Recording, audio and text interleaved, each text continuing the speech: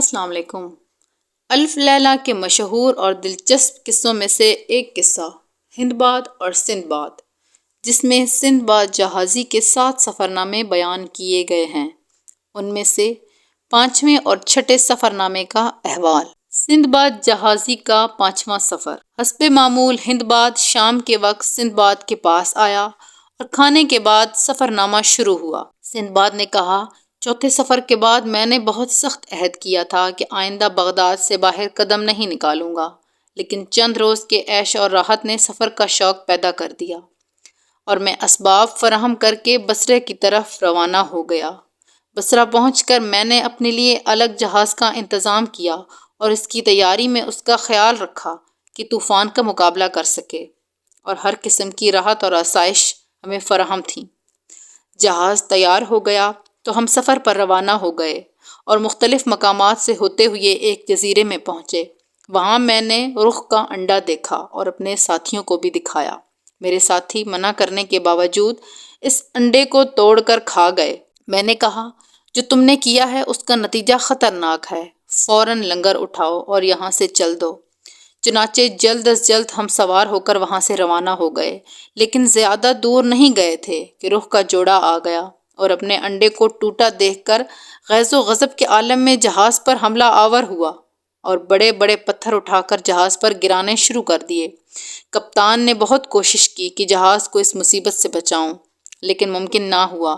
آخر اس جوڑے نے اتنے پتھر جہاز پر ڈالے کہ جہاز تباہ ہو گیا اور بہت سے ہمراہی ہلاک ہو گئے۔ جب جہاز ٹوٹا تو ہم تختوں کے سہارے تیرنے لگے۔ مجھے معلوم نہیں میرے ساتھیوں کا کیا حشر ہوا، بہرحال مجھے موجیں لیے پھرتی رہیں۔ تمام دن کی مکمل مصیبت کے بعد ایک رازدار موج نے مجھے ایک سرسبز و شاداب جزیرے میں لا ڈالا۔ میں جوں توں کر کے اٹھا اور صاف جگہ دیکھ کر لیٹنے کا انتظام کیا۔ کھانے کے اس جزیرے میں کوئی کمی نہیں تھی، ہر طرف جنگلی انگوروں کی بیلیں پھیلی ہوئی تھیں۔ حسب رغبت میں نے انگور کھائے اور آ کر لیٹ گیا۔ رات میں نے بغیر کسی خاص واقعہ کے گزاری۔ صبح کو اٹھ کر چلا کہ دیکھوں یہاں سے نکلنے کی کیا سبیل ہوگی۔ میں چشمے کے کنارے پہنچا۔ یہاں میں نے ایک بوڑھے کو دیکھا جو اپنا نصف دھڑ پتوں سے چھپائے بیٹھا تھا۔ جب اس کی نظر میری طرف پڑی تو مسکرا کر اشارے سے مجھے اپنے پاس بلا لیا اور اشاروں سے ہی سمجھایا کہ مجھے چشمے کے کنارے پر پہنچا دے۔ اس کے پیروں میں ہڈی بالکل نہیں تھی، صرف گوشت اور کھال کے بنے ہوئے تھے۔ میں نے رحم کر کے اس کو کندھے پر اٹھا لیا۔ اس نے اپنی ٹانگیں میری گردن میں لپیٹ لیں۔ میں اس کو لے کر دوسرے کنارے پر آ گیا اور اتارنا چاہا تو اس نے اپنی ٹانگیں خوب کس لیں۔ اب میں پریشان ہوا کہ اس مصیبت سے کیوں کر نجات حاصل کروں۔ تھوڑی تھوڑی دیر بعد کسی طرف چلنے کو اشارہ کرتا، اور اگر میں ذرا بھی رکتا تو وہ اپنی ٹانگیں اس طرح مارتا جیسے گھوڑے کے چابک مارتے ہیں۔ خدا جانے اس کی ان خشک ٹانگوں میں کتنی قوت تھی۔ کبھی مجھے میوہ دار درختوں کے نیچے لے جاتا اور پھر وہاں کھڑا کر کے آپ اطمینان سے پھل توڑ کر کھاتا۔ کئی روز اس طرح گزر گئے۔ میں سونے کے لیے لیٹا تب بھی وہ اپنی ٹانگیں میری گردن سے الگ نہیں کرتا تھا۔ ہر وقت اس کی صعوبت میں تھک جاتا تھا۔ چنانچہ میں نے ایک خوہ میں سے کچھ انگوروں کا رس نکالا اور اس کا منہ بند کر کے دھوپ میں رکھ دیا۔ 2-4 روز میں اس کی نبیذ تیار ہو گئی۔ جب زیادہ تھکان ہوتی تو میں اس میں سے 2-4 گھونٹ پی لیا کرتا۔ ایک روز اس مردود بوڑھے نے بھی اس کو پینے کی خواہش ظاہر کی۔ اچانک مجھے خیال پیدا ہوا کہ اس کو خوب نبیذ پلا کر بے ہوش کر دوں، تب شاید اس سے نجات ملے۔ چنانچہ میں نے اس کو خوب نبیذ پلائی، یہاں تک کہ بوڑھا بے ہوش ہو گیا۔ اس وقت اس کے پیروں کی گرفت ڈھیلی ہوئی۔ میں نے آہستہ سے اس کو اپنے کندھے سے الگ کیا اور ایک پتھر سے اس کے ناپاک سر پر زور سے کچلا۔ اس کا بھیجا نکل آیا۔ وہ خبیث بوڑھا ختم ہو گیا۔ اس مصیبت سے چھٹکارا پا کر میں نے خدا کا شکر ادا کیا اور کسی جہاز کے ملنے کی امید پر کنارے کی طرف روانہ ہوا۔ کئی روز کے انتظار کے بعد کسی جہاز کا ادھر سے گزر ہوا۔ میں نے بہت اشارے کیے جو شاید اہل جہاز نے دیکھ لیے، کیونکہ وہ جزیرے کے قریب آ کر ٹھہرا اور ایک کشتی لے کر میری طرف آ گئے۔ اہل جہاز نے سب حال دریافت کیا اور اس عجیب و غریب بوڑھے سے نجات پانے پر مبارکباد دی۔ پھر ہم ناریل کے درختوں کے جزیرے میں پہنچے۔ یہ جزیرہ کافی آباد تھا اور اس قدر بندر تھے کہ خدا کی پناہ۔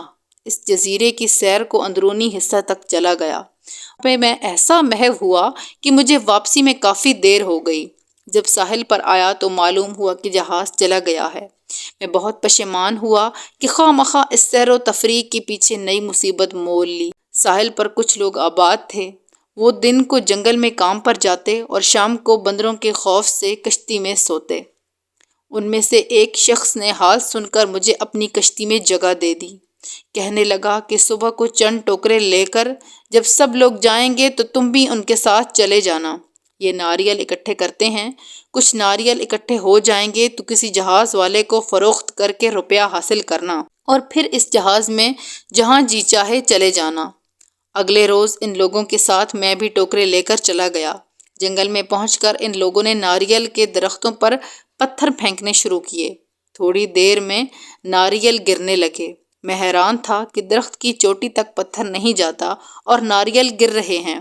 غور کر کے دیکھا تو معلوم ہوا کہ اوپر بندر چڑھے ہوئے ہیں اور جب ہم پتھر پھینکتے ہیں تو وہ ہماری نقل میں وہاں سے ناریل گراتے ہیں اور لوگ ان کو اٹھا لیتے ہیں۔ چنانچہ میں نے بھی یہی کام کرنا شروع کر دیا اور شام تک کافی ناریل جمع ہو گئے۔ اسی طرح میں روزانہ ناریل کے جنگل میں جاتا اور ناریل اکٹھے کرتا۔ جب کافی ذخیرہ ہو گیا تو ایک روز ایک جہاز آیا اور اس کے سب ناریل خرید لیے۔ میں اس جہاز میں سوار ہو کر روانہ ہوا اور ہم ایک ایسے جزیرے میں آئے جہاں موتی نکالے جاتے تھے۔ میرے پاس کافی دینار تھے۔ میں نے بھی قسمت آزمائی۔ بہترین قسم کے موتی نکلے۔ میں ان کو لے کر اس جہاز میں بصرہ آیا اور وہاں سے خیریت سے بغداد آ گیا۔ اور اب کی مرتبہ میں نے بہت توبہ کی کہ اب کبھی سفر کا نام نہ لوں گا۔ اس کے بعد بدستور سندباد نے ہندباد کو 100 دیناروں کی تھیلی دی اور اگلے روز کے لیے پھر مدعو کیا۔ سندباد جہازی کا چھٹا سفر۔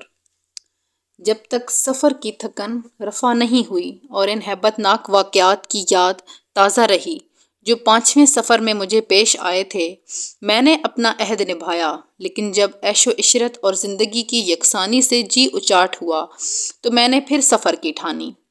تجارتی کی ایک جماعت کاروباری سلسلہ میں باہر جا رہی تھی۔ میں بھی اپنے اسباب لے کر اس کے ساتھ تجارت میں شامل ہو گیا۔ کچھ دنوں تک ہم لوگ امن و امان سے بحری اور بری سفر کرتے رہے۔ ایک روز ہماری جماعت جہاز میں سفر کر رہی تھی کہ کپتان گھبرایا ہوا آیا۔ کہنے لگا کہ ہم بھنور میں پھنس گئے ہیں اور جہاز کے بچ نکلنے کی کوئی امید نہیں ہے۔ لوگ رونے پیٹنے لگے۔ تھوڑی دیر میں ہمارا جہاز گرداب میں پھنس کر ایک زیر آب چٹان سے ٹکرایا اور ٹکڑے ٹکڑے ہو گیا۔ کچھ آدمی تو فوراً ہی غرق ہو گئے اور کچھ لوٹے ہوئے ٹکڑوں کے سہارے اس کے ساتھ تیرنے لگے۔ میں بھی ایک تختہ کے اوپر بیٹھا ہوا ایک پہاڑ کے کنارے سے جا ٹکرایا۔ تختہ سے اتر کر میں پہاڑ پر چڑھ گیا اور کچھ جنگلی پتے اور جڑیں کھائیں۔ وہاں میں نے دیکھا کہ لاتعداد انسانی پنجر پڑے ہوئے ہیں، جن سے یہ اندازہ ہوتا تھا کہ شاید ہم سے پہلے بھی بہت سے جہاز اس گرداب میں پھنس کر تباہ ہو چکے ہیں۔ مرنے والوں کا بہت ساز و سامان اور جواہر پڑے ہوئے تھے۔ ایک روز دم لینے کے بعد میں نے سوچا کہ یہاں کھانے کے لیے جنگلی پتوں اور جڑوں کے سوا کچھ نہیں۔ اگر اسی طرح بے آب و دانہ رہنا پڑا تو یقیناً ہلاک ہو جاؤں گا۔ چنانچہ میں نے کچھ ڈنڈے اکٹھے کر کے ایک چھوٹی سی کشتی بنائی اور کچھ جواہرات اپنی کمر میں باندھ لی۔ اس کے بعد کشتی کو سمندر میں ڈال دیا۔ توکلت علی اللہ کہہ کر اس میں بیٹھ کر چل دیا۔ سفر کی تھکان اور بھوک کی شدت سے طاقت برداشت جواب دے چکی تھی اور میں کشتی میں بے ہوش ہو گیا۔ مجھے یاد نہیں کہ میں کب تک بے ہوش رہا، لیکن جب میری آنکھ کھلی تو میں نے دیکھا کہ میری کشتی ساحل پر بندھی ہوئی تھی اور صاف آسمان پر سورج چمک رہا تھا۔ میں نے ادھر ادھر دیکھا تو چند آدمی کنارے پر بیٹھے ہوئے نظر آئے۔ اشارے سے ان کو قریب بلایا اور حال دریافت کیا، لیکن وہ میری زبان نہ سمجھے، نہ ان کی گفتگو میری سمجھ میں آئی۔ مجبوراً میں نے اشارہ سے کچھ کھانے کو مانگا تو ان لوگوں نے مجھے کھانے کو دیا۔ پھر میں کشتی سے اتر کر ساحل پر آیا۔ چند روز اسی طرح ان کے ساتھ بسر ہوئے کہ جس چیز کی مجھے ضرورت ہوئی اشاروں سے بتلاتا۔ خوش قسمتی سے ایک دن ایک شخص آیا جو عربی زبان جانتا تھا۔ اس کے ذریعے میں نے اپنی حالت ان لوگوں کو بتلائی۔ وہ لوگ مجھے اپنے بادشاہ کے پاس لے گئے اور اسی مترجم کے ذریعے گفتگو ہوئی۔ بادشاہ کو جب معلوم ہوا کہ میں بغداد کا رہنے والا ہوں تو وہ بہت خوش ہوا اور کہنے لگا کہ میں خلیفہ ہارون الرشید کا دوست ہوں۔ چند روز اس شہر میں رہا اور جب سفر کی کلفت دور ہو گئی تو میں نے بادشاہ کو خبر کی کہ میں اب اپنے وطن واپس جا رہا ہوں۔ بادشاہ نے خلیفہ کی خدمت میں پیش کرنے کے لیے بہت سے تحائف اور ایک خط مجھے دیا اور ایک جہاز جو بصرہ جا رہا تھا سوار کرا دی۔ وہاں سے میں بصرہ پہنچا اور پھر خشکی کے راستے بغداد آ گیا اور اس بادشاہ کے تحائف اور خط ہارون الرشید کے دربار میں پیش کیے۔ خلیفہ بہت خوش ہوا اور مجھے کافی انعام اور اکرام دیا۔ اس سفر کے بعد میں نے قسم کھا لی کہ آئندہ سفر کا نام نہ لوں گا۔ چھٹے سفر کا حال بیان کر کے سندباد جہازی نے ہندباد کو 100 دینار کی تھیلی دے کر کہا کہ کل پھر آنا، میں تمہیں اپنے 7ویں اور آخری سفر کی داستان سناؤں گا۔ شکریہ۔